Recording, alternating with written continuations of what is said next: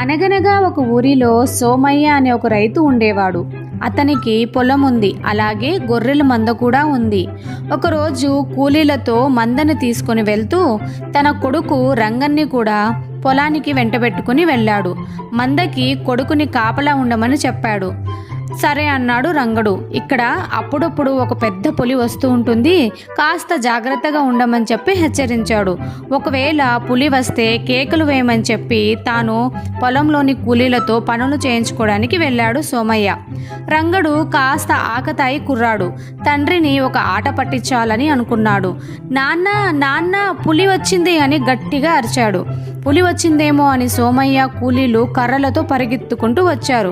కానీ రంగడు నవ్వుతూ పులి లేదు గిలి లేదు, హాస్యానికి కేకలు వేశాను అన్నాడు.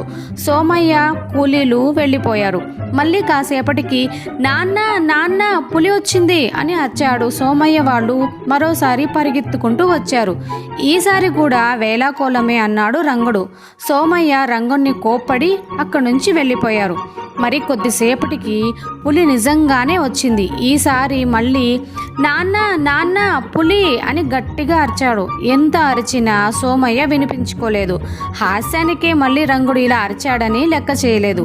పులి మాత్రము గొర్రె పిల్లనొకదాన్ని నోట్లో పెట్టుకుని ఈడ్చుకుంటూ వెళ్ళిపోయింది. రంగడు ఏడుస్తూ నవ్వులాటలకి అబద్ధమాడితే అపాయం ముంచుకొస్తుందని అనుకున్నాడు. ఈ కథ వల్ల మనకి నీతేమిటంటే హాస్యానికి కూడా అబద్ధం ఆడకూడదు అని.